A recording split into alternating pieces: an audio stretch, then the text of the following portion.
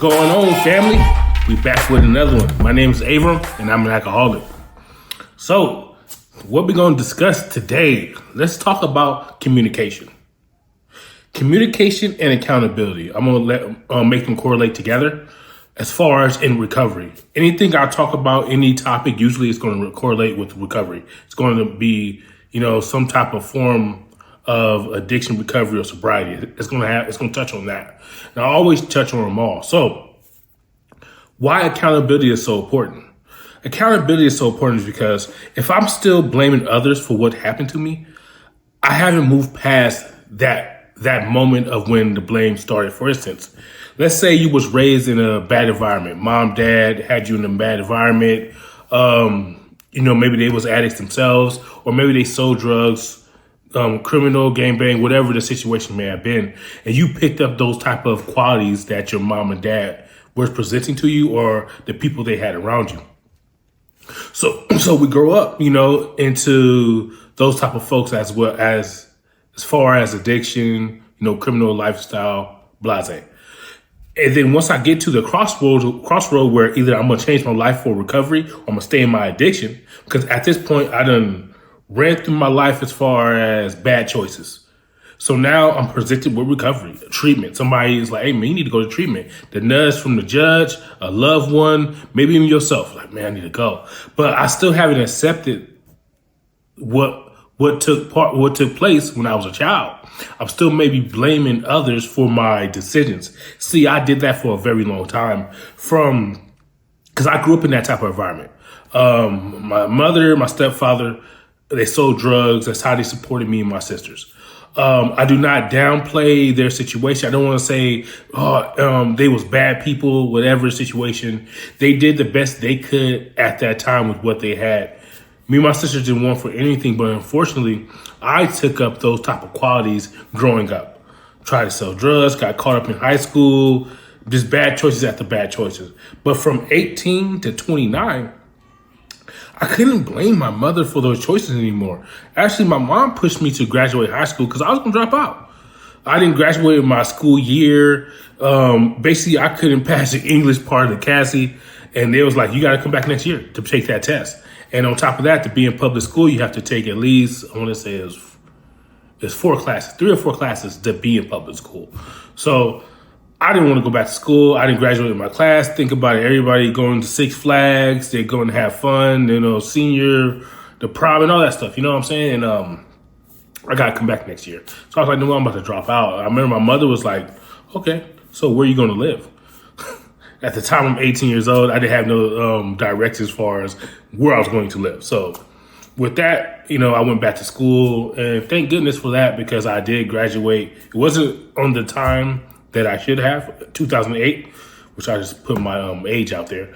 Ended up graduating in 09, but I did it. I completed school, and I want to thank my mother for that. Rest in peace. So, but I want to say after that, she gave me suggestions. Avram, I think you should go to the Air Force. You're good at math. You probably could be, someone if you go this direction. And she understood that I really, when a child is put towards the military, I think, especially when our parents do it to us, unless they was military too, it's like, okay, you don't really know what you want to do, in life. So the military will be a good place to find that out. So I headed in that direction. I went to like a couple of semesters of college, dropped out of college, and the criminal lifestyle that I was already involved in just took over. You know what I'm saying? And at that point, my mom did this. She let me make my own choices. 18, 19 years old at the time. She, like I said, she did everything she could do as far as graduation. And so when I did get to the crossroads at 29 for me, at 29, I was introduced to recovery at 27, but I didn't really believe then. So, I went back out. I kept drinking, living the lifestyle, thinking I know everything. I had a couple more ideas. When I got to 29, I was badly mangled behind addiction. And I was at a crossroads where it was time for me to change my life. It was either continue to live like this or change my life. You know what I'm saying? And I made the choice to change. But when I first went into treatment, I was still blaming my mother for how I was raised. Now, I didn't talk to my mother, and I'm a mama's boy. I didn't talk to her for the first 3 months of my recovery. while I was in treatment. Now my last month in treatment, I called her. I apologized because I had said some hurtful things, and more or less because I was hurting. Hurt people, right? And I'm hurting the wrong people. At this time, I could have changed my life many different times, had many different opportunities, but I stayed in a lifestyle. So accountability. When I made that phone call to call my mother, and tell her, I apologize for, for the things I blamed her for, I was able to grow past it. That child that was in me, that was misdirected, I was able to grow up into that adult I needed to be.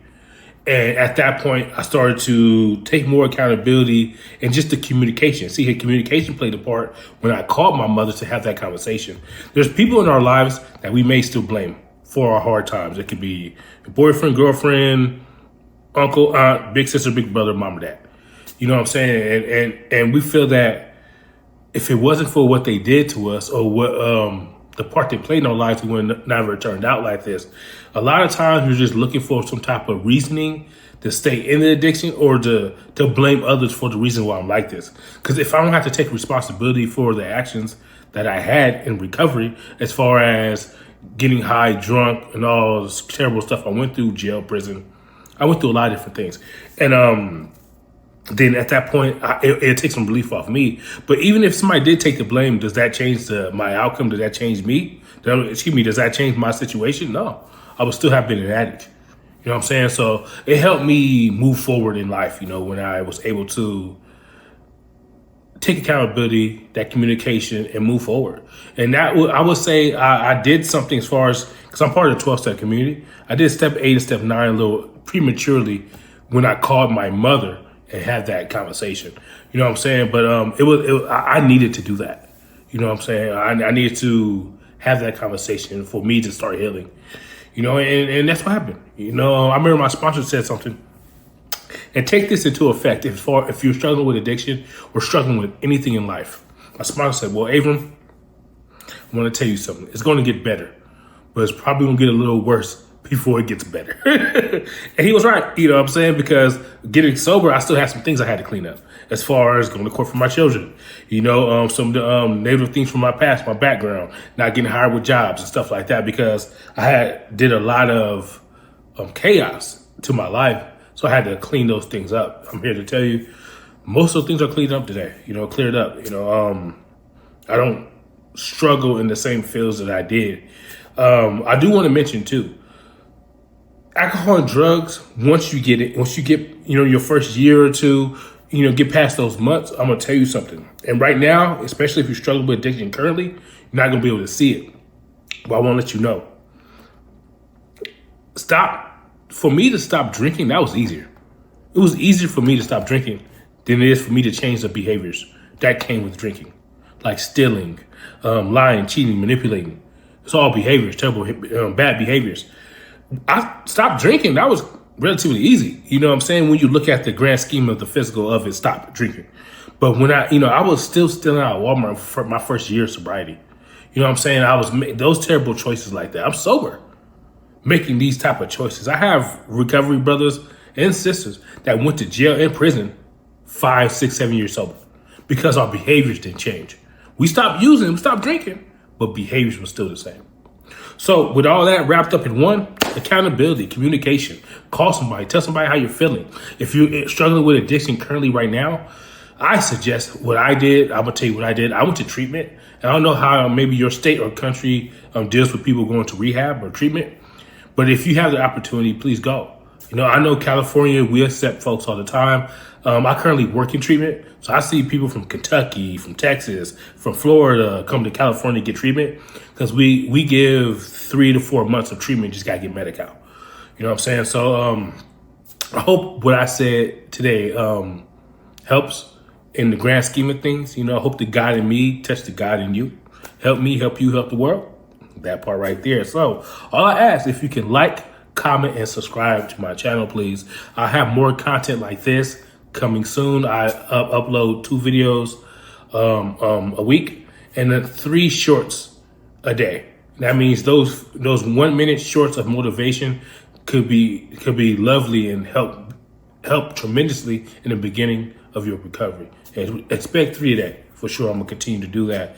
And my reasoning, just I want to touch more people I feel working at a treatment center, I'm waiting for addicts to come to me for help. Other than me doing this, I'm coming to you guys. All you gotta do is click on the video and watch it, really. I will like and comment if you want to. Subscribe, please. But at the same time, if I can help another addict, that's what I'm here to do. So once again, my name is Abram. I'm an alcoholic. I'm gone.